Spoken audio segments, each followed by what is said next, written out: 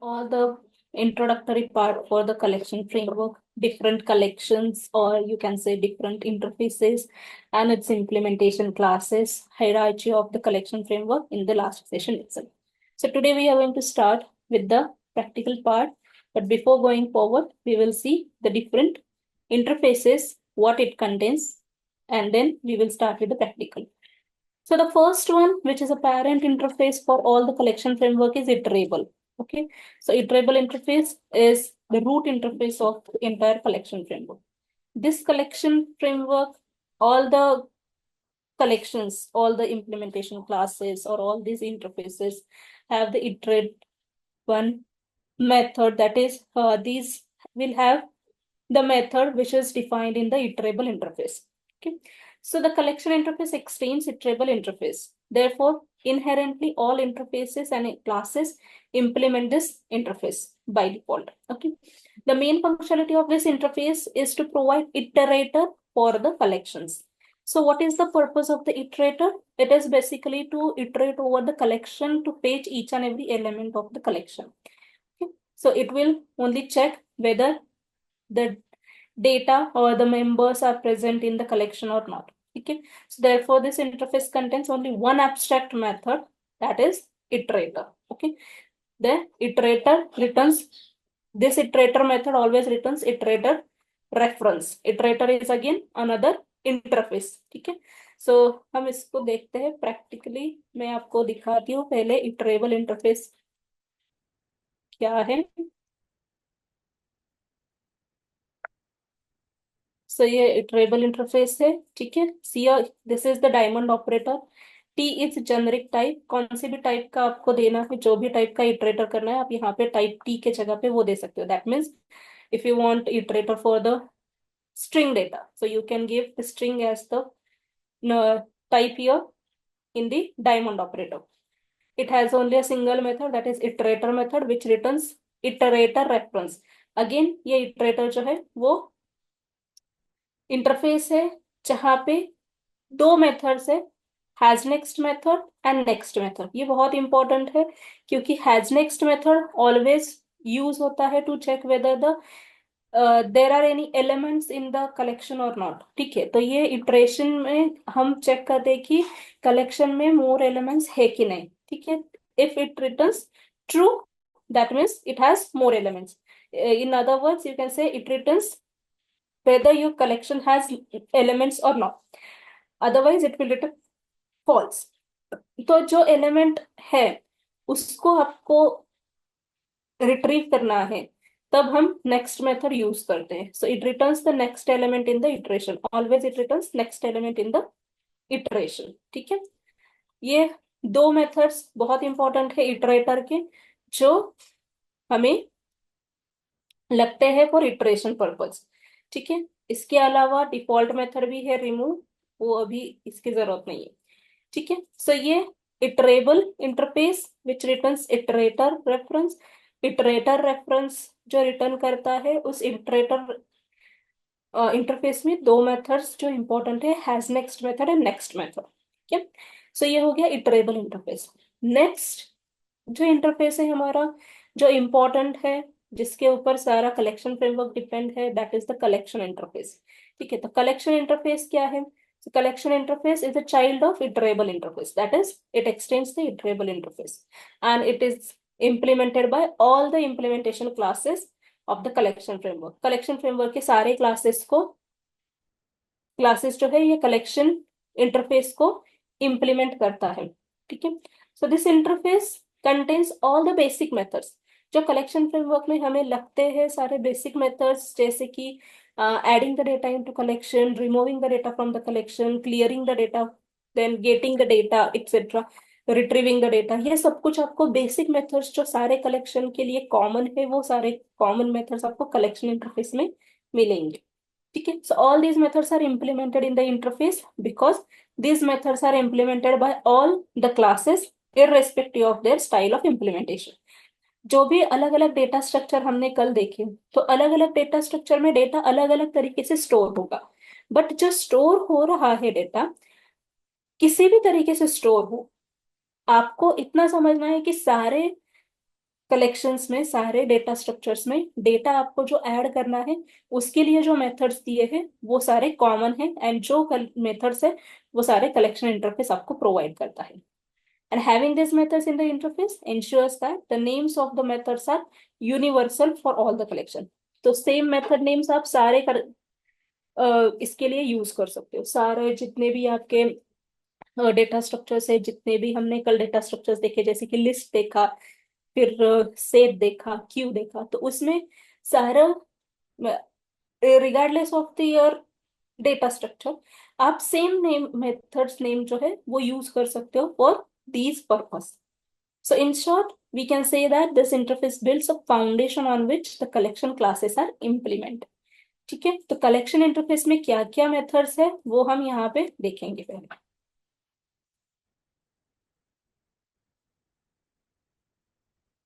Collection is an interface. ठीक है, ये इंटरफेस है, इसमें भी जो एक्सटेंड कर रहा है इटरेबल इंटरफेस को। ठीक है, इतने यहाँ पे जो मेथड्स है वो सारे ये एब्स्ट्रैक्ट मेथड्स है। ठीक है, तो ये सारे मेथड्स जो है इम्प्लीमेंट किए हैं इसके इम्प्लीमेंटेशन क्लास ने, कलेक्शन के इम्प्लीमेंटेशन क्लासेस ने इनको इम्प्लीमेंट किया है उन सारे अपने अपने डेटा स्ट्रक्चर के हिसाब से। बट जो नेम ऑफ द मेथड्स है वो सब जगह पे सेम रहेंगे। तो आप कोई भी डेटा स्ट्रक्चर यूज करो, आपको मेथड नेम्स तो सेम ही आप यूज करोगे। ठीक है, दैट इज वाई मैंने आपको कल भी बोला था कि आपको अंडरस्टैंड करने के लिए इजी है। Internally it uses different data structures. ठीक है, तो अगर आपको साइज फाइंड आउट करनी है, size is the method. This is empty method, जो हम चेक करते हैं whether the collection has elements और नॉट, और ये कोई एलिमेंट नहीं है तो ये ट्रू रिटर्न करेगा, that is collection is empty. अगर उसमें कोई एलिमेंट्स है तो ये फॉल्स रिटर्न करेगा। देन द कंटेंट्स मेथड, जो चेक करता है आपके दूसरा कोई ऑब्जेक्ट जो है वो आपके इसमें है कि नहीं। मतलब हमें अगर कोई ऑब्जेक्ट सर्च करना है कलेक्शन में तो वो आप सर्च ऑपरेशन परफॉर्म कर सकते हो using this contents method. The iterator method will be as it is from the iterable interface। ठीक है,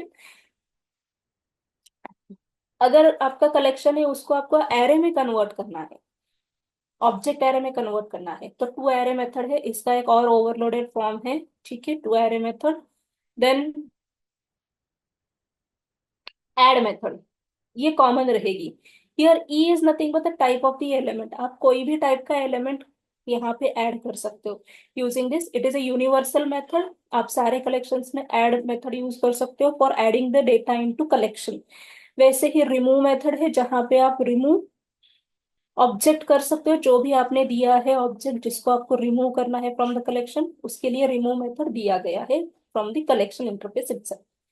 apart from that you can perform the bulk operations. Bulk operations मतलब मल्टीपल एक साथ आप कर सकते हो दूसरे किसी कलेक्शन के साथ। तो कंटेन्स ऑल मेथड है, जहां पे ऑल आता है वो आपके बल्क ऑपरेशंस के लिए मेथड्स है।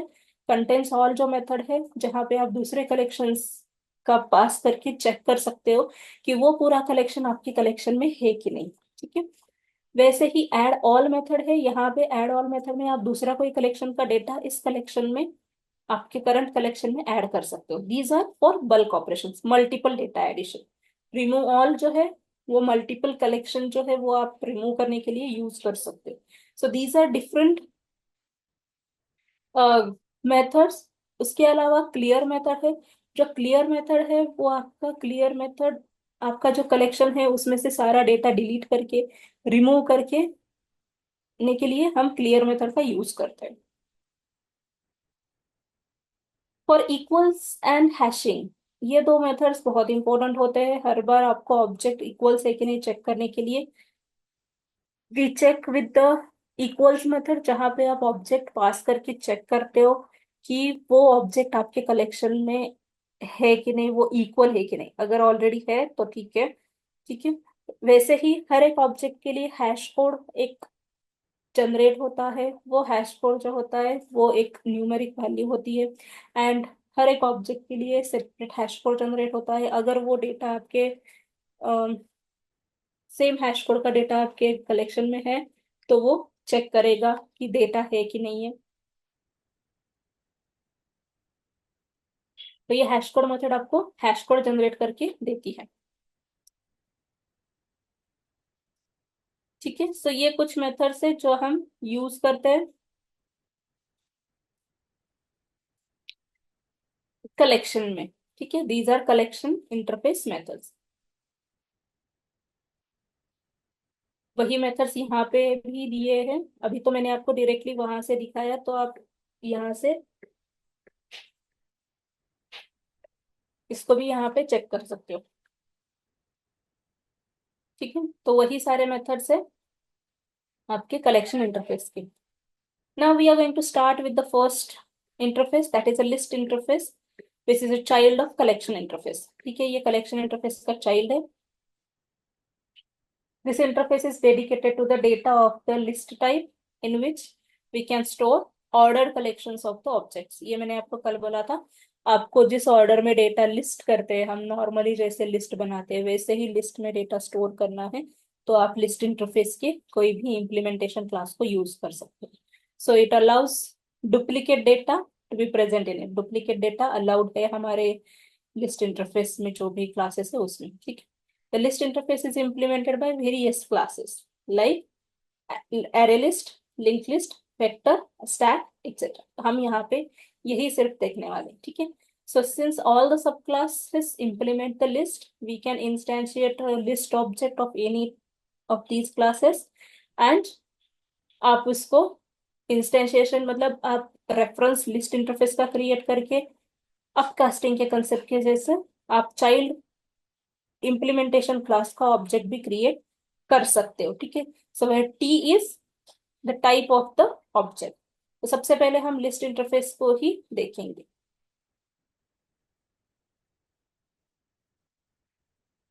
लिस्ट इंटरफेस में सबसे पहला है आपका इम्प्लीमेंटेशन क्लासेस। एक्सप्लेन करती हूँ पहले। इम्प्लीमेंटेशन क्लासेस ऑफ लिस्ट, सबसे पहला है एरे लिस्ट। ठीक है, तो पहले हम एरे लिस्ट देखेंगे। Array list is dynamic arrays itself. जैसे हम नॉर्मल एरेज यूज करते हैं, बट उसमें हमें साइज देना होता है। It can not grows and shrinks as per our need, right. सो वैसे ही यहाँ पे अगर आपको डायनेमिक एरे क्रिएट करना है विच कैन ग्रो और shrinks automatically according to the data, so this is the one implementation class जिसको आप यूज कर सकते हो। Array list is non synchronised. ठीक है, तो सिंक्रोनाइजेशन के कंसेप्ट में आप एरे लिस्ट नहीं यूज कर सकते। तो सबसे पहले हम एरे लिस्ट देखते हैं कैसे क्रिएट करना है। तो आप डायरेक्टली इम्प्लीमेंटेशन क्लास का ऑब्जेक्ट दे सकते हो। यहाँ पे एरे लिस्ट में आपको ये डायमंड ऑपरेटर कंपलसरी होता है। ठीक है, अभी के लिए मैं एक जेनरिक एंड नॉन जेनरिक का एग्जांपल बताती हूँ। तो पहले हम नॉन जेनरिक जो डेट कलेक्शन है वो मैं पहले एक्सप्लेन करती हूँ। Underscore non generic collection new array list, जहां पे मैं टाइप नहीं दे रही हूँ। ठीक है, if we are not giving any type, it is a non generic collection, तो उसमें आप कोई भी टाइप का डेटा ऐड कर सकते हो यूजिंग ऐड मेथड। यहाँ पे मैंने इंटीजर वैल्यू ऐड की है। ठीक है, नॉन जेनरिक डॉट ऐड, मैं यहाँ पे स्ट्रिंग डेटा भी ऐड कर सकती हूँ।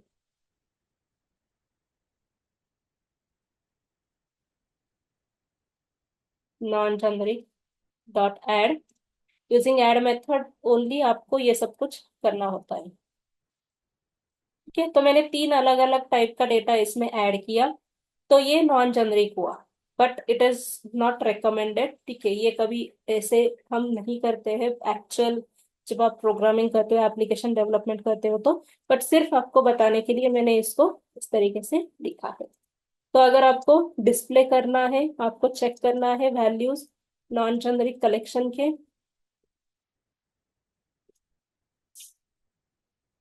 नॉन जेनरिक में क्या क्या कलेक्शन में क्या क्या हमने वैल्यूज दिए हैं, तो आप इस सिंपल तरीके से कर सकते हो, that is using the reference.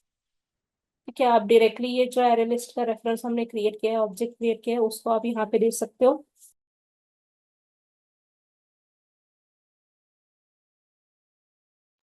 तो ये सारे एलिमेंट्स डिस्प्ले करेगा। इसको एग्जीक्यूट करके दिखाती हूँ। ठीक है, सो देखो यहाँ पे 5 स्ट्रिंग एंड 41.36 ये आपको दिख रहा है क्लियरली। ठीक है, तो ये हो गया नॉन जेनरिक कलेक्शन। जब जेनरिक कलेक्शन बनाना है तब हमें यहाँ पे डायमंड ऑपरेटर देना कंपलसरी होता है। डायमंड ऑपरेटर में आपको टाइप देना होता है कि कौन से टाइप का डेटा आपको स्टोर करना है। तो मैं यहाँ पे नेम दे रही हूँ एरे लिस्ट को, names is equals to new array list. ठीक है, अभी मैंने यहाँ पे टाइप डिसाइड नहीं किया है। ठीक है, तो जो नेम्स है ये नेम्स लिस्ट है जिसमें मैं स्ट्रिंग डेटा स्टोर करने वाली हूँ। तो मैं ये नेम्स लिस्ट बनाने वाली हूँ, तो यहाँ पे मुझे टाइप में देना पड़ेगा स्ट्रिंग टाइप। ठीक है, यहाँ पे स्ट्रिंग दे रही हूँ तो यहाँ पे भी मुझे स्ट्रिंग ही स्पेसिफाई करना है, क्योंकि this array list will have names which is into string format. जब हम यहाँ पे जेनरिक कलेक्शन बोलते हैं तो ये जेनरिक कलेक्शन है। सो जेनरिक कलेक्शन में अभी हम सिर्फ और सिर्फ स्ट्रिंग डेटा ही ऐड कर सकते हैं, बाकी कुछ नहीं ऐड कर सकते। तो कैसे ऐड करना है? Simple, names dot add method है। मैंने वैल्यू, अभी सपोज मैंने 85 ट्राई किया एंटर करने का, तो वो नहीं देगा, it will give error because we are using string type. ठीक है, तो यहाँ पे सिर्फ स्ट्रिंग डेटा ही स्टोर होगा। So I will use some name, string data मैंने ऐड किया। इसके साथ साथ लिस्ट है, ऑर्डर्ड लिस्ट है। ठीक है, ये जो लिस्ट है, ये कलेक्शन जो है, लिस्ट जो है वो आपका ऑर्डर्ड कलेक्शन है। ऑर्डर्ड कलेक्शन मतलब 1 2 3 4 ऐसे आप नंबर के साथ जैसे डेटा स्टोर करते हो वैसे ही, as it is a dynamic array. ये जो है वो डायनेमिक एरे है, तो एरे आपको पता है इंडेक्स के बेसिस के ऊपर काम करता है। वैसे ही आप इस एरे लिस्ट को इंडेक्सेस भी दे सकते हो। ठीक है, सो इंडेक्सेस कैसे देना है? ऐड मेथड में ही।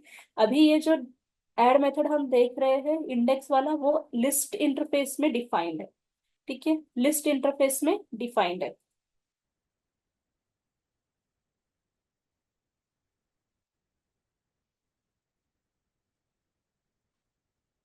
लिस्ट इंटरफेस में जो आपके कलेक्शन के मेथड्स है वो तो एज इट इज रहेंगे, उसके अलावा इसके खुद के कुछ मेथड्स है।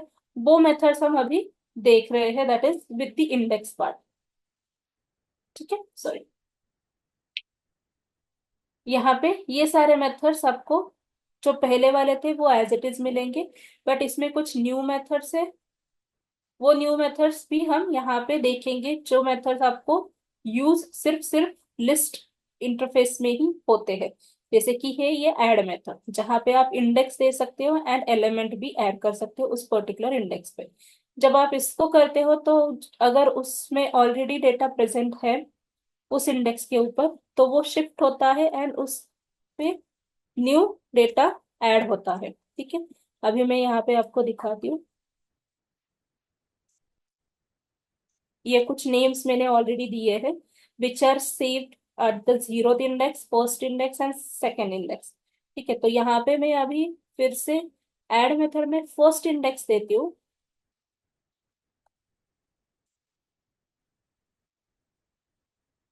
उससे पहले हम इस नेम लिस्ट को डिस्प्ले करते हैं। तो एक तो वे देखा हमने, यहाँ पे लिस्ट को इस तरीके से आप डिस्प्ले कर सकते हैं। दूसरा वे है यूजिंग इटरेटर। ठीक है, इटरेटर यूज करके भी आप डायरेक्टली चेक कर सकते हो डेटा, जो भी कलेक्शन है आपका वो इटरेटर के थ्रू भी चेक कर सकते हो, इटरेट कर सकते हो। ठीक है, तो इटरेटर कैसे यूज करना है? डायरेक्टली आप यूज करो नेम्स डॉट इटरेटर मेथड, क्योंकि वो पेरेंट इंटरफेस की मेथड है तो वो आपको ऑटोमेटिकली अवेलेबल होगी। As you know this returns iterator reference, तो वो आपको स्टोर करना है। अभी ये जो इटरेटर रेफरेंस है वो सिर्फ स्ट्रिंग डेटा पे ही वर्क करेगा, क्योंकि हमारी लिस्ट जो है वो स्ट्रिंग टाइप का डेटा स्टोर करती है। ठीक है, तो अभी ये इटरेटर करने के बाद आपको इटरेट कैसे करना है? जैसे अभी हमने देखा इटरेटर इंटरफेस में दो मेथड्स है, has next and next method, तो उसी का यूज करेंगे। So we will check whether, while में हम चेक करेंगे whether this iterator has next element. अगर नेक्स्ट एलिमेंट है तो हम उस नेक्स्ट एलिमेंट को डिस्प्ले करेंगे using the method iterator dot next method. ठीक है, नेक्स्ट मेथड आपको वैल्यू रिटर्न करता है एंड हैज नेक्स्ट मेथड आपको उसमें कलेक्शन में एलिमेंट्स है कि नहीं वो रिटर्न करता है। ठीक है, तो इटरेटर के थ्रू हमने इटरेट किया, आपको ये 3 वैल्यूज दिखेंगे इटरेटर के थ्रू। अभी मैंने अभी ये वैल्यू जो है वो आपकी फर्स्ट इंडेक्स पे है। यहाँ पे मैंने ऐड मेथड का यूज किया है जहाँ पे हम वैल्यू चेंज कर रहे हैं। तो ये जो डेटा है वो शिफ्ट होना चाहिए। तो हम यहाँ पे अभी देखते हैं कि और कौन सा वे है इटरेट करने के लिए। तो नॉर्मल फॉर लूप जो है वो भी आप यूज कर सकते हो। कैसे यूज करना है? फॉर इटरेट ओवर कलेक्शन करो आप। ठीक है, तो यहाँ पे भी इटरेटर का रेफरेंस क्रिएट होता है, डायरेक्टली हैज नेक्स्ट मेथड होती है, एंड एक स्ट्रिंग एलिमेंट के थ्रू नेक्स्ट एलिमेंट आपको मिलेगा।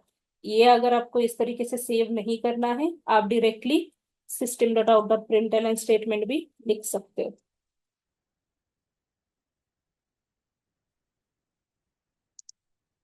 ठीक है, अभी मैं directly system dot out dot println statement लिख रही हूँ। यहाँ पे आपको टाइप देना जरूरी है क्योंकि ये भी स्ट्रिंग ही हम यूज कर रहे हैं, using iterator.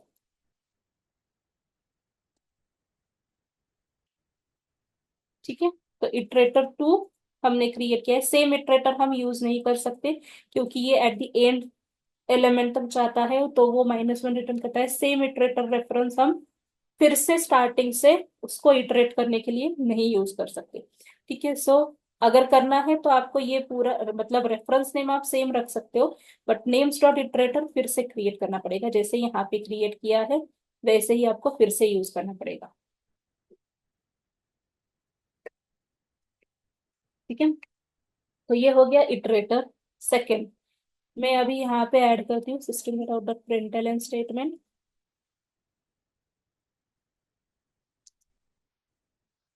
Adding element at index. ठीक है, और मैं कुछ लाइंस भी ऐड करती हूँ सो आपको समझ में आएगा डिफरेंस इन आउटपुट।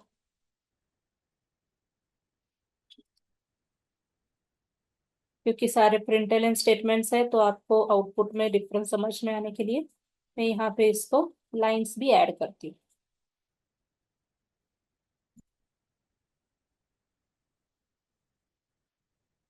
ठीक है, देखो हमने फर्स्ट इंडेक्स पे इसको वैल्यू को ऐड किया। पहले हमारे लिस्ट ऐसे दिखती थी, सो फर्स्ट इंडेक्स पे ये वैल्यू थी।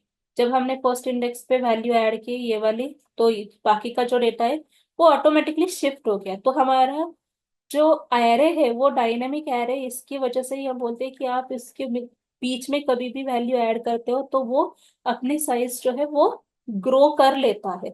तो इसी के साथ साथ अगर आपको साइज क्या है इसकी चेक करनी है तो हमारे पास मेथड है साइज मेथड जो कलेक्शन में है। ठीक है, तो साइज ऑफ कलेक्शन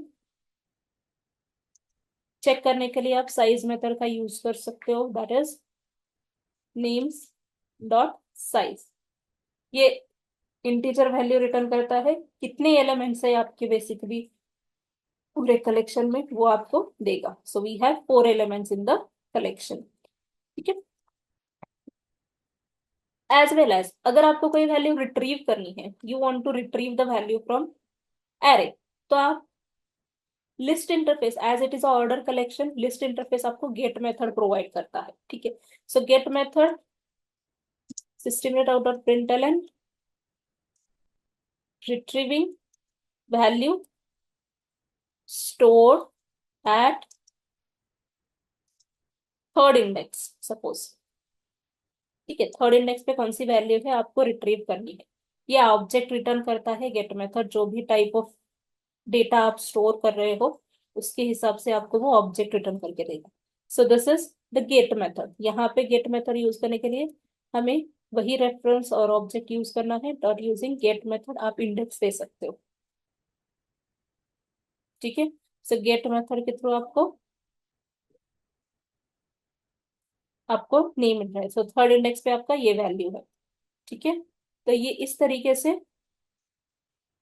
मिलेगा आपको। गेट मेथड से आप रिट्रीव कर सकते हो।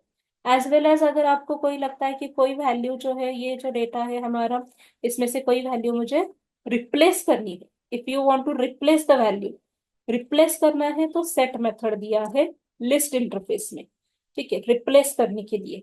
आप यहाँ पे यूज कर सकते हो system data of the println statement, replacing value for first index,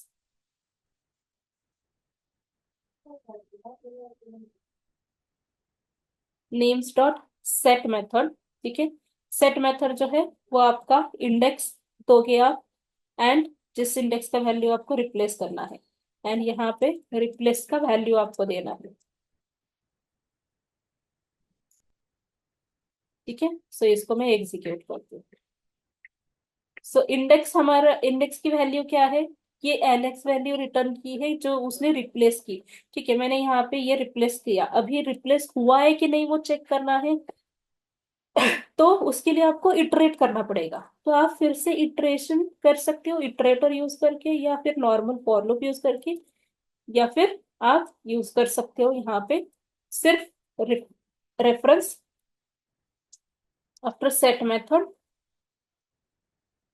मैं यहाँ पे डायरेक्टली रेफरेंस यूज करके आपको कलेक्शन का डेटा दिखाना चाहूँ। सो आप डायरेक्टली नेम दे दो, नेम्स, ये नेम है, तो आपको रिप्लेस डेटा मिलेगा, दिखेगा। ठीक है, सो देखो ये फर्स्ट इंडेक्स का डेटा हमें ये वाला था, इसको उसने रिप्लेस किया विद द न्यू वन। तो सेट मेथड डेटा रिप्लेस करता है। अगर आप ऐड करते हो इंडेक्स के ऊपर यूजिंग ऐड, तब आपका डेटा जो है वो शिफ्ट होता है, ये ऑटोमेटिकली ग्रो होता है। ठीक है, तो ये जो मेथड है गेट सेट, ये इंडेक्स स्पेसिफिक के ऊपर है। ये ऐड मेथड इंडेक्स बेसिस के ऊपर है। तो ये सारे इंडेक्स बेसिस के ऊपर के जो भी मेथड्स है वो लिस्ट इंटरफेस में स्पेसिफिकली दिए गए हैं। कलेक्शन के मेथड्स हमने यहाँ पे ये वाला देखा, एंड इटरेटर भी कलेक्शन का ही, इटरेबल का ही है। साइज भी देखा। ठीक है, उसके अलावा अगर आपको कोई वैल्यू रिमूव करनी है, तो रिमूव करने के लिए भी मेथड्स हमारे पास है। System dot out of println removing data eight third index. ठीक है, आप डायरेक्टली अभी ये जो है, ये मेथड जो है रिमूव का, ये रिमूव का मेथड आपका इंडेक्स बेसिस के ऊपर है, जो इंडेक्स बेसिस के ऊपर है, जो लिस्ट इंटरफेस में डिफाइन है। ठीक है, तो ये सिर्फ और सिर्फ लिस्ट इंटरफेस में ही ओवरलोडेड मेथड है। तो ये इसको कैसे करना है, simply use names dot remove method, जिसमें हमें इंडेक्स देना है। तो ये कौन सा वैल्यू रिमूव करने वाला है वो आपको रिटर्न करेगा। I am going to remove the third index value, that is whatever the value value. ठीक है, आफ्टर रिमूव अगर आपको चेक करना है, तो आप आफ्टर रिमूव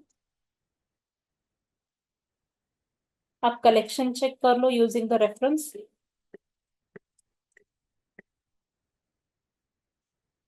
ठीक है, सो ये हो गया आपका रिमूव ऑपरेशन। सो हमने थर्ड इंडेक्स का वैल्यू रिमूव कर लिया, ये रिमूव इंडेक्स बेसिस के ऊपर किया है जो लिस्ट इंटरफेस में है। दूसरा रिमूव जो आपके कलेक्शन इंटरफेस में दिया गया है, वो रिमूव ऑपरेशन के लिए हम डायरेक्टली ऑब्जेक्ट पास कर सकते हैं, इंडेक्स नहीं, ऑब्जेक्ट पास करेंगे। Suppose I am removing this value.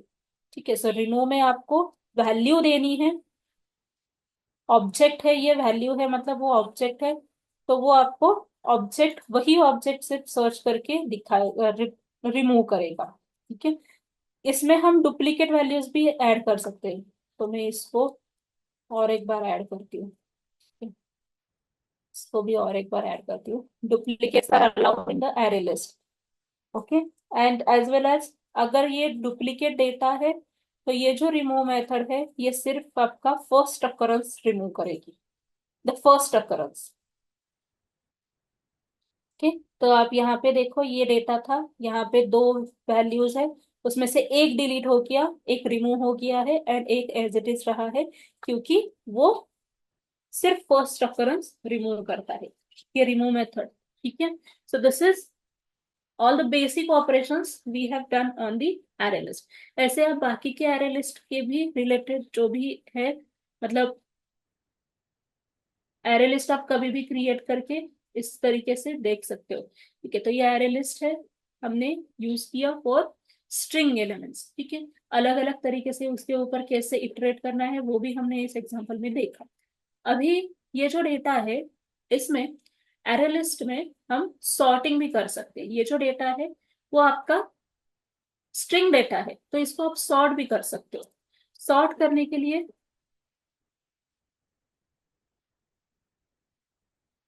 Names dot sort, okay यहाँ पे ये देने की जरूरत है।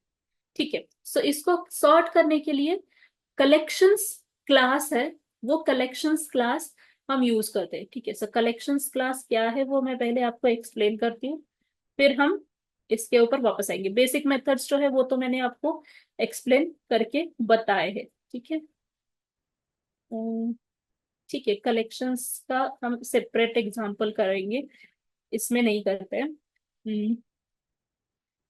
क्लियर मेथड तो मैं यहाँ पे यूज नहीं करूंगी, क्योंकि क्लियर मेथड वो डायरेक्टली पूरा डेटा रिमूव कर देगी आपके इसमें से। ओके, उसके अलावा ओके, आफ्टर रिमूव जो है उसके लिए मैं और एक तरीका दिखाती हूँ आपको, जो सिर्फ लिस्ट में दिया है। ये तो इटरेटर के थ्रू हमने देखा, ठीक है, पर कलेक्शन के लिस्ट इंटरफेस में एक सेपरेट लिस्ट इटरेटर दिया है। लिस्ट इटरेटर है, सिर्फ लिस्ट के ऊपर ही इटरेट करने के लिए लिस्ट इटरेटर है। ठीक है, उसको हम यूज करेंगे to iterate over a list. सिर्फ लिस्ट इंटरफेस के इम्प्लीमेंटेशन के ऊपर ही हम इसको यूज कर सकते हैं। तो क्या है इसमें, कैसे यूज करना है लिस्ट इटरेटर? तो list iterator is again iterator itself. तो आप यहाँ पे यूज करो names dot list iterator. List iterator is a method. ठीक है, तो ये इटरेटर देगा आपको, and it will return list iterator reference. List iterator एक इंटरफेस है अगेन, जो इटरेटर को इनहेरिट करता है। जैसे हमने देखा इटरेटर में दो मेथड्स है, has next and next method है, राइट? सो लिस्ट इटरेटर में दो और मेथड्स है टू इटरेट बैकवर्ड डायरेक्शन। ठीक है, रिवर्स डायरेक्शन में जाने के लिए दो मेथड्स डिफाइंड है, that is has previous and previous. ठीक है, तो इन मेथड्स के लिए हमें लिस्ट इटरेटर का रेफरेंस लगता है। अगर आपको लगता है कि आपको बैकवर्ड इटरेट करना है, क्योंकि इटरेटर जो है वो सिर्फ फॉरवर्ड डायरेक्शन में इटरेट करता है, बैकवर्ड करना है तो आप लिस्ट इटरेटर यूज कर सकते हो। बट अगर लिस्ट इटरेटर आपको बैकवर्ड डायरेक्शन में करना है, तो हमें यहाँ पे साइज मतलब इंडेक्स देना होता है। लास्ट इंडेक्स जो है आपका, वहां से हमें बैकवर्ड स्टार्ट करना है, तो स्टार्टिंग इंडेक्स बेसिकली हमें यहाँ से देना है। तो आप यहाँ पे डायरेक्टली दे सकते हो। अभी मैं दे रही हूँ नेम्स डॉट साइज। ठीक है, साइज मेथड ये आपको साइज देगा। हमने ये नेम्स डॉट साइज अभी देखा था, जो 4 साइज देता है उससे -1, क्योंकि हमारा इंडेक्स 3 या फिर जितना भी जो भी साइज है उससे एक कम रहता है, क्योंकि साइज जो है वो 1 से स्टार्ट होता है, इंडेक्स जो है वो 0 से स्टार्ट होता है। तो ये मैंने दिया सो दैट हमारा इटरेटर जो है वो करंटली पॉइंट करेगा last element of our list. अभी इसको हम चेक करेंगे बैकवर्ड डायरेक्शन में। सो वाइल मैं यूज करती हूँ list iterator dot has previous. Has next का तो हमने देखा ऑलरेडी, तो प्रीवियस एलिमेंट है कि नहीं, अगर है तो उसको हमें डिस्प्ले करना है। System dot out dot println list iterator dot previous method use करेंगे हम, सो दैट आपको प्रीवियस एलिमेंट मिलेगा। ठीक है, has previous and previous. But has previous and previous को यूज करने से पहले आपको कहाँ से इटरेशन स्टार्ट करना है वो देना जरूरी होता है। डायरेक्टली आप सिर्फ लिस्ट इटरेटर यूज करोगे तो वो फॉरवर्ड डायरेक्शन में ही आपको इटरेट करके देगा। सो यह इतना ही डिफरेंस है इटरेटर एंड लिस्ट इटरेटर में, फॉरवर्ड एंड बैकवर्ड दोनों डायरेक्शन में आप इटरेट कर सकते हो। इसको एग्जीक्यूट करके दिखाती हूँ। तो देखो ये आपका आफ्टर रिमूव इस तरीके से वैल्यूज से, तो ये आपको उल्टे दिख रहे हैं कि अभी 3 ही वैल्यूज बचे हैं, तो आपको इतना समझ में नहीं आएगा डिटेल में। आप आपके इसमें ट्राई करो बहुत सारे एलिमेंट्स लेके, सो आपको क्लियर में समझ में आएगा। ठीक है, सो ये हो गया आपका बेसिक पार्ट। बेसिक, अभी ये जो मैं एलिमेंट्स है वो आप सारे इसमें यूज कर सकते हो, सारे लिस्ट के इम्प्लीमेंटेशन क्लासेस में यूज कर सकते हो। सो लिंक लिस्ट हो, वेक्टर हो, एरे लिस्ट हो, वो उसमें सब में ये सारे, क्योंकि वो इंडेक्स बेसिस पे ऊपर है एरे लिस्ट, तो एरे लिस्ट में ये मेथड सबको मिलेंगे। ये लिस्ट ही पूरा ऑर्डर लिस्ट है, तो इंडेक्स बेसिस के ऊपर के सारे जो मेथड्स है वो आपको सारे इम्प्लीमेंटेशन क्लासेस में रहेंगे ही। ठीक है, तो वो तो मैं रिपीट नहीं करूंगी हर एक एग्जांपल में, सिर्फ जितने उस पर्टिकुलर कलेक्शन के या मतलब पर्टिकुलर डेटा स्ट्रक्चर के रिलेटेड मेथड से, वो मैं आपको रिपीट करके बताऊंगी, मतलब वो मैं आपको एक्सप्लेन करूंगी सो दैट आपको समझ में आएगा। बाकी जो मेथड्स है वो सारे एग्जांपल्स में सेम रहेंगे, जो सिर्फ और सिर्फ उस क्लास के लिए, दैट इज उस इम्प्लीमेंटेशन क्लास के लिए, उस डेटा स्ट्रक्चर के लिए अलग है, वो मैं एक्सप्लेन करती हूँ। So don't get confuse. आपको ऐसे नहीं लगना चाहिए कि ये मेथड्स कैसे है, सिर्फ इतने ही मेथड्स हम यूज कर सकते हैं, तो नहीं। जो मैं मेथड्स बता रही हूँ वो कौन से भी मेथड्स आप अभी जो ये इंडेक्स बेसिस के ऊपर देखे, उसमें से कोई भी मेथड आप इम्प्लीमेंटेशन क्लासेस के ऊपर लिस्ट के यूज कर सकते हो। बेसिक मेथड्स जो है जैसे ऐड रिमूव जो हमने देखा, साइज, फिर इटरेटर मेथड, ये आपका जो बेसिक है वो आपके सिर्फ और सिर्फ इसके ऊपर वर्क करेंगे। ठीक है, वो कलेक्शन इंटरफेस के है। सो कलेक्शन इंटरफेस के है, तो दैट इज वाई वो सिर्फ और सिर्फ आपके सारे कलेक्शंस में आप यूज कर सकते हो। ठीक है, तो ये मेथड्स तो सेम रहेंगे, कॉमन रहेंगे सारे कलेक्शंस के लिए। Okay, so this is the list iterator and the list में से हमने पहला इंप्लीमेंटेशन क्लास देखा आपका, दैट इज एरे लिस्ट। ठीक है, तो अभी हम देखते हैं कि कलेक्शंस क्लास क्या है, एंड फिर वापस आएंगे बाकी इंप्लीमेंटेशन क्लासेस के ऊपर। तो collections is a predefined class, ये यूटिलिटी क्लास है कलेक्शन फ्रेमवर्क का। डिफरेंस समझ के लो, collections is the name of the class. ठीक है, and collection is the name of the interface. ठीक है, ये कलेक्शन है, ये कलेक्शन इंटरफेस है, and collections is the name of the class. Confuse नहीं होना है, क्लियर कट यहाँ पे बताया है। ठीक है, तो ये यूटिलिटी क्लास है। यूटिलिटी क्लास मतलब इसमें बहुत सारे मेथड्स दिए हैं जो आप कलेक्शन के ऊपर यूज कर सकते हो। ये जावा डॉट यूटिल पैकेज में है। सो पूरा कलेक्शन फ्रेमवर्क ही आपका जावा डॉट यूटिल पैकेज में, these are utility related, that's why all these are defined in the java.util package. Collections class is basically used with static methods, जो भी methods है वो सारे static है, that operate on the collections or return the collection. All the methods of this class throw null pointer exception। अगर आपका collection null है तो कोई भी ऑब्जेक्ट उसमें है नहीं, तो आपका object pass to the method is null, तो आपको नल पॉइंटर एक्सेप्शन मिलेगा। So make sure that either you handle this exception or pass the collection with some values।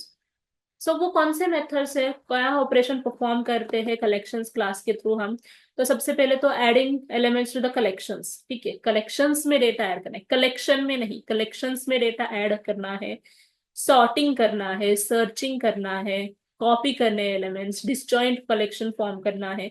तो ये कुछ बेसिक ऑपरेशंस है जो आप कर सकते हो using collections utility class.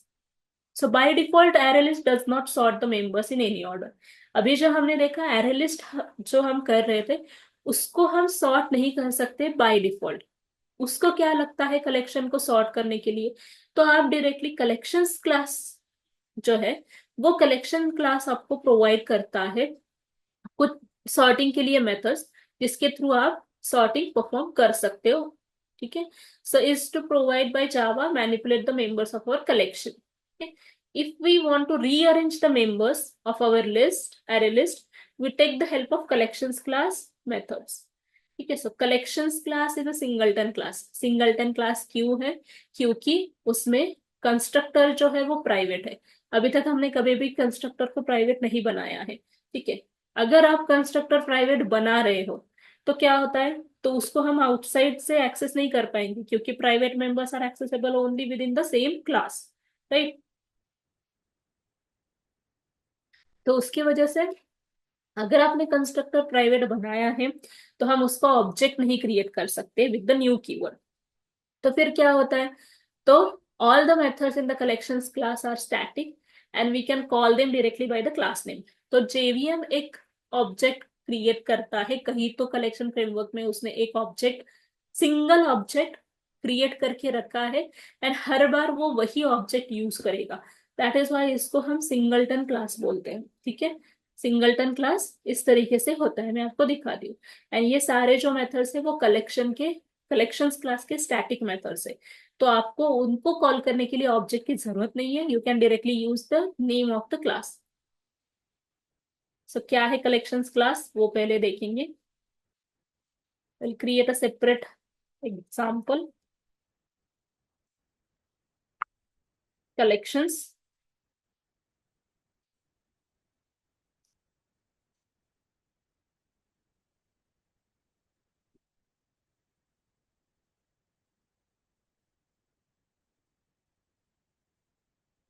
Import करना है Java dot util dot collections.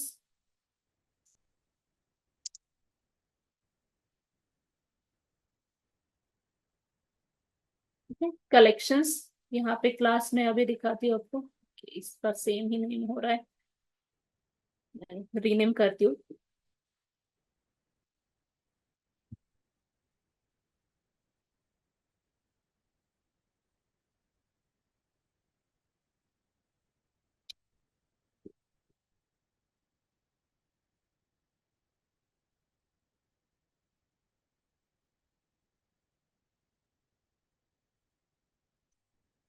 ठीक है, हम एक एरे लिस्ट क्रिएट करते हैं पहले. एक एरे लिस्ट बना रही हूँ. Type is integer. यहाँ पे हमें wrapper क्लास का ही नेम देना होता है. कभी भी हम प्रिमिटिव डेटा टाइप्स नहीं दे सकते. जब भी आपको टाइप देना है आपको wrapper क्लास नेम ही देना पड़ेगा. List is equals to new array list.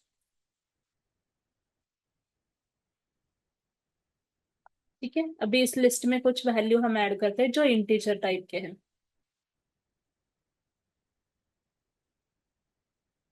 You can add any number of values. I'm adding few values.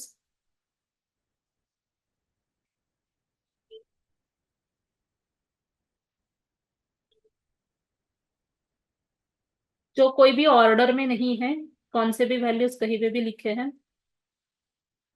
You can add null as a value also. Duplicate value as well. ठीक है,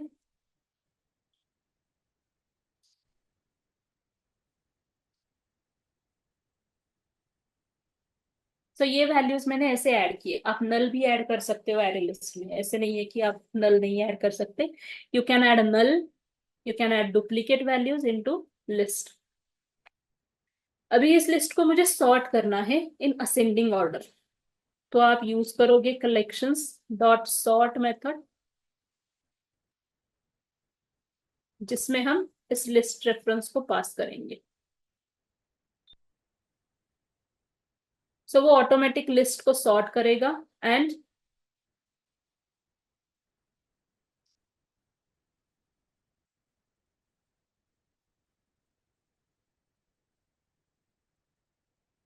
automatic list को sort करेगा. Changes इसी list में रहेंगे, बाकी किसी के इसमें नहीं. लिस्ट बिफोर सॉर्ट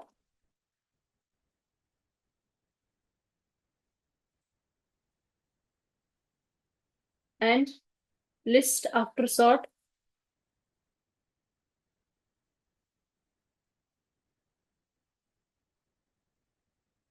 ठीक है, सेम रेफरेंस में चेंजेस होंगे, दूसरी नई लिस्ट नहीं क्रिएट होती है।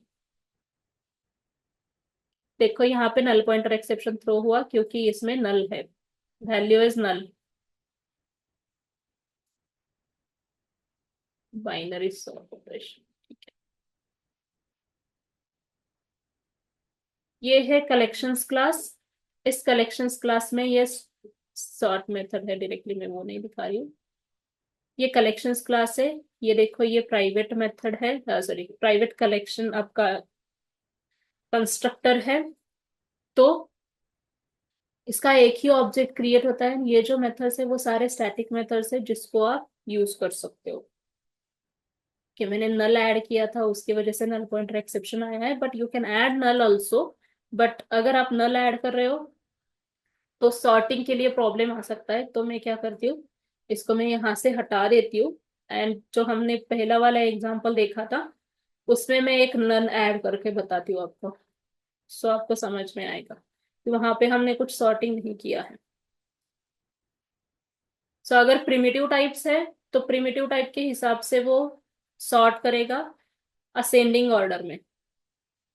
ठीक, सो देखो ये आफ्टर आपका सॉर्ट दिख रहा है क्लियर। अभी ये न्यूमेरिकल वैल्यूज है तो ये असेंडिंग ऑर्डर में न्यूमेरिक वे में आपको दिखेंगे। आपके अगर डबल वैल्यूज है तो वो भी उसी तरीके से दिखेंगे। अगर स्ट्रिंग वैल्यूज है जैसे यहाँ पे है, स्ट्रिंग वैल्यूज है तो उसको अल्फाबेटिकल ऑर्डर में वो सॉर्ट करेगा। ठीक, सो ये कलेक्शंस क्लास का सॉर्ट मेथड हमने यहाँ पे देखा। इसके अलावा कलेक्शंस क्लास में और क्या क्या मेथड्स है वो भी हम यहाँ पे देखेंगे। तो सॉर्ट मेथड तो एक मेन है जो हम सॉर्टिंग के लिए यूज करते हैं। उसके अलावा कलेक्शंस क्लास में सॉर्ट मेथड ही है जो आप यूज कर सकते हो फॉर रिवर्स ऑर्डर। अभी रिवर्स करना है, ये तो हमने असेंडिंग ऑर्डर में सॉर्ट कर लिया, बट अगर आपको डिसेंडिंग ऑर्डर में करना है, रिवर्स करना है बेसिकली, नॉट असेंडिंग और डिसेंडिंग, रिवर्स करना है, रिवर्स ऑर्डर। ठीक है, सो रिवर्स ऑर्डर मेथड है। रिवर्स ऑर्डर मेथड भी सॉर्टिंग के लिए ही यूज होगी, तो उसको भी मैं यहाँ पे दिखाती हूँ। कलेक्शंस डॉट सॉर्ट मेथड है, सॉर्ट ही हम यूज करेंगे। इस सॉर्ट में हम पास करते हैं फर्स्ट जो आपका लिस्ट रेफरेंस है वो, एंड सेकंड में हम कलेक्शंस का रिवर्स ऑर्डर मेथड कॉल करेंगे। ठीक है, सो ये रिवर्स ऑर्डर मेथड जो है वो आपका रिवर्स करेगा पूरे कलेक्शन को। ठीक है, तो ये कलेक्शन को रिवर्स करके दिखाएगा। अभी हमने ऑलरेडी इसको सॉर्ट किया है, ये सॉर्ट करके सेम रेफरेंस में स्टोर करेगा। इसको अगर आपको देखना है तो यहाँ पे और एक तरीका है इटरेट करने के लिए, वो मैं यहाँ पे आपको एक्सप्लेन करती हूँ। That is newly added method into collection framework JDK 8 के बाद ऐड हुई है, that is for each method. तो जो भी आपका रेफरेंस है list dot for each method आप यूज कर सकते हो। इस फॉर ईच मेथड में आपको कंज्यूमर इंटरफेस का रेफरेंस देना होता है। तो कंज्यूमर इंटरफेस का रेफरेंस हम डायरेक्टली दे सकते हैं, कंज्यूमर इंटरफेस में सिर्फ एक ही मेथड है एक्सेप्ट मेथड, तो वो भी वॉइड है। जो भी आपको देना है आप यहाँ पे दे सकते हो। तो मैं यहाँ पे लैम्बडा एक्सप्रेशन के थ्रू दिखाती हूँ कि ये जो एस ऑब्जेक्ट मैंने क्रिएट किया है ये रेफरेंस है और इसको मुझे डिस्प्ले करना है। कंज्यूमर इंटरफेस का रेफरेंस एक्सेप्ट मेथड है, एक्सेप्ट मेथड में सिर्फ जो भी आपको देना है वो वाइड मेथड है। जो भी आपको देना है वो स्टेटमेंट्स आप लिख सकते हो, मल्टीपल स्टेटमेंट्स। बट अभी मैं फॉर ईच मेथड से सिर्फ एक ही स्टेटमेंट लिख रही हूँ, that is system dot out dot println statement. तो ये वर्क कैसे करेगा बेसिकली, तो लिस्ट में जो भी एलिमेंट्स है उसको टोकनाइज करेगा, हर एक एलिमेंट को टोकनाइज करने के बाद उसके ऊपर उस एलिमेंट को वो डिनोट करेगा बाय एस। एंड फिर जो भी आपने एलिमेंट के साथ आपको करना है वो आप यहाँ पे कर सकते हो, that is I am displaying that element. तो फॉर ईच मेथड आप इस तरीके से लिख सकते हो। तो you can C this is the reverse list. अभी ये रिवर्स लिस्ट जो है आपको डिसेंडिंग ऑर्डर में दिखेगी क्योंकि हमने इसको ऑलरेडी असेंडिंग ऑर्डर में सॉर्ट किया था। अगर आप डायरेक्टली इसको रिवर्स ऑर्डर करते हो तो वो सिर्फ और सिर्फ आपके लिस्ट जो है वो रिवर्स में लिखेगी, ठीक है। अगर ये पार्ट हमने पहले किया होता इस सॉर्टिंग से पहले, तो नॉर्मल लिस्ट आपकी डायरेक्टली दिखती। इसको प्रिंट करती हूँ मैं, and I will add some space here.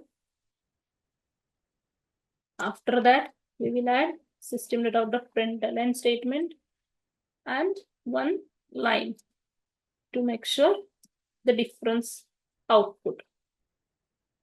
Then इसके बाद सॉर्टिंग के ये मेथड्स होने के बाद हम कर सकते हैं डायरेक्टली रीअरेंज कर सकते हैं members in the form of mirror image of original element. जो भी आपकी ओरिजिनल एलिमेंट की लिस्ट है उसको हम मिरर इमेज क्रिएट करने के लिए इसको यूज कर सकते हैं। तो ये आपका डिसेंडिंग ऑर्डर में है, रिवर्स ऑर्डर। इसको मैं पहले दिखाती हूँ आपको बिफोर सॉर्ट। तो हम चेक करते हैं कि वो एक्चुअल में डिसेंडिंग में करता है कन्वर्ट या फिर सिर्फ रिवर्स करता है। ठीक है, तो ये आपका जो है वो रिवर्स ऑर्डर में आया है directly. Reverse order is nothing but आपको डिसेंडिंग ऑर्डर में आउटपुट दिख रहा है। ठीक है, तो रिवर्स ऑर्डर आपको डिसेंडिंग ऑर्डर में दे रहा है आउटपुट।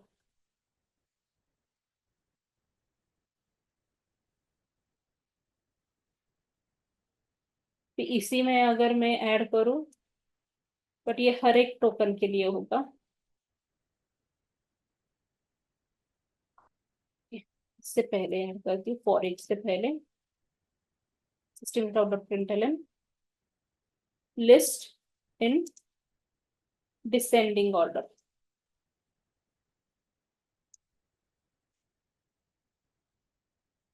ये हो गया आपका list after sort in ascending order. ठीक है, ये हमने असेंडिंग ऑर्डर में किया है। अगर मिरर इमेज क्रिएट करनी है तो रिवर्स मेथड है। रिवर्स मेथड आपको मिरर इमेज देगा, जैसे आपके करंट अरेंजमेंट है उसको रीअरेंज करके मिरर इमेज देगा रिवर्स मेथड। तो सेम लिस्ट में यूज करती हूँ। We will use list dot reverse,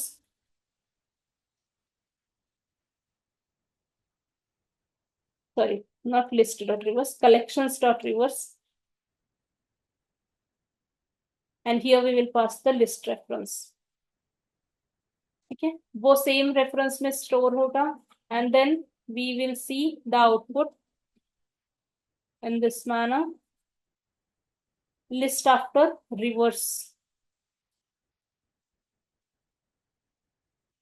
तो सेम रहेगा, यहाँ पे हमारा ऑलरेडी असेंडिंग ऑर्डर में था तो उसका रिवर्स अगर आपको मिलेगा, मिरर इमेज मिलेगा तो वो यहाँ पे डिसेंडिंग ऑर्डर के जैसा ही दिखेगा। ठीक है, but it is actually the mirror image.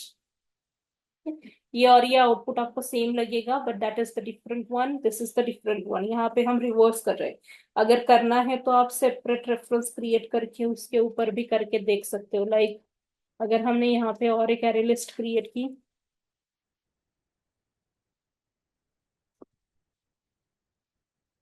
Suppose मैं एरे लिस्ट कैरेक्टर की क्रिएट करती हूँ,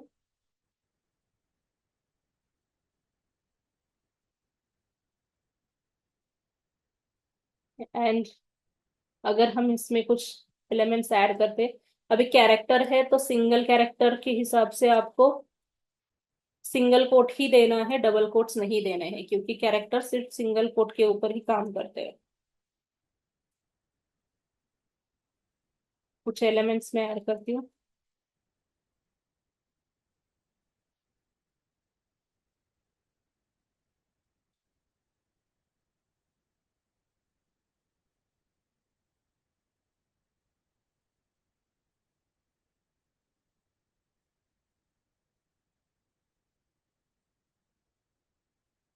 एज वेल एज यहाँ पे मैंने डुप्लीकेट भी ऐड किया है।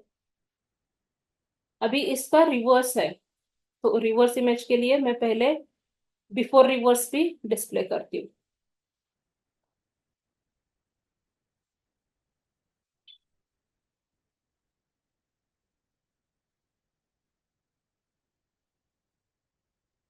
Before reverse references CH here after reverse reference is CH, यहाँ पे भी CH रिवर्स के लिए मैंने डाला है। ठीक है, इसको एग्जीक्यूट करते हैं।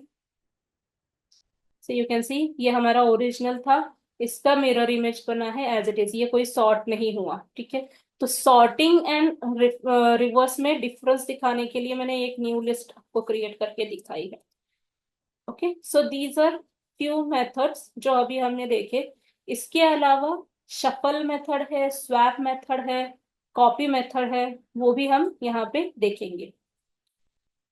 सबसे पहले मैं शफल दिखाती हूँ।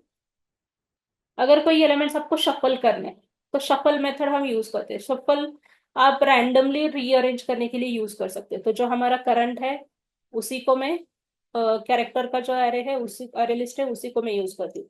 सो collections dot shuffle,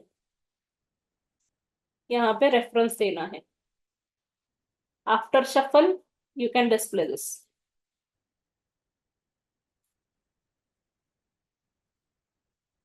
same reference में शफल होके स्टोर होगा, सो आप वो देख सकते हो। So you can see it is rearranged, not specific to any indexes. कैसे भी शिफ्ट मतलब रीअरेंजमेंट होता है उसका आप नहीं डिसाइड करते, वो कलेक्शंस क्लासेस डिसाइड करता है। वैसे ही आप स्वैप भी कर सकते हो, इंडेक्स बेसिस के ऊपर आप स्वैप कर सकते हो। स्वैप मेथड है। So collections dot swap method है, जहाँ पे कौन सी लिस्ट से आपको स्वैपिंग करना है। अभी ये लिस्ट में यूज करती हूँ, मुझे इंडेक्स 1 स्वैप करना है विद इंडेक्स 5। ठीक है, सो इसको हम आफ्टर स्वैप देखेंगे। रेफरेंसेस लिस्ट, लिस्ट के ऊपर किया है जो इंटीजर वैल्यूज का था। तो आप पहले देखो ये असेंडिंग ऑर्डर का हमारा लिस्ट था, जहाँ पे फर्स्ट इंडेक्स पे 16 वैल्यू थी एंड फिफ्थ इंडेक्स पे 96 वैल्यू है। तो यहाँ पे 96 आ गया है एंड उसके जगह पे 16 चला गया है। So we can swap the values in the collections using indexes. ये सिर्फ और सिर्फ आप एरे लिस्ट के ऊपर यूज करते हो, क्योंकि इंडेक्सेस, ये रिवर्स ऑपरेशंस, ये सॉर्ट ऑपरेशंस हम सिर्फ एरे लिस्ट के ऊपर ही यूज कर सकते हैं, बाकी किसी इम्प्लीमेंटेशन के लिए हम यूज नहीं करते हैं। ठीक है, after that we have a rotate method as well. तो ये रोटेशन भी आप कर सकते हो। कलेक्शंस डॉट रोटेट, जहां पे लिस्ट रेफरेंस देना है एंड कितने नंबर से आपको रोटेट करना है। Suppose I am giving 2, 2 distance मैंने दिया है, सो आप रोटेशन परफॉर्म कर सकते हो यूजिंग दिस आफ्टर रोटेट। मतलब हर एक दो वैल्यूज से आपका इंडेक्सेस चेंज होंगे basically.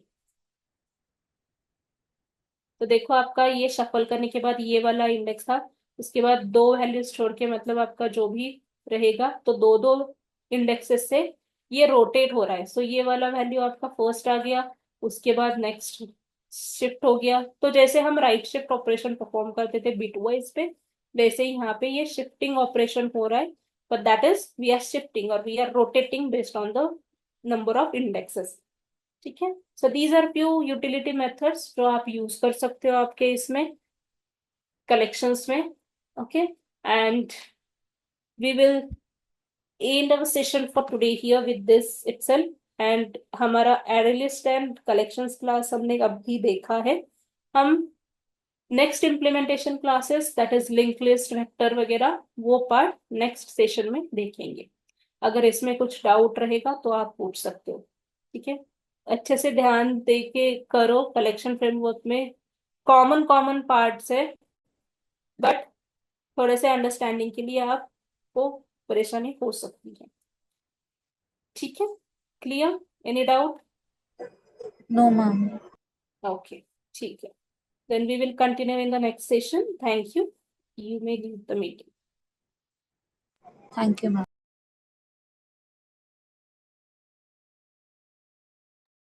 Sir, you may end the session.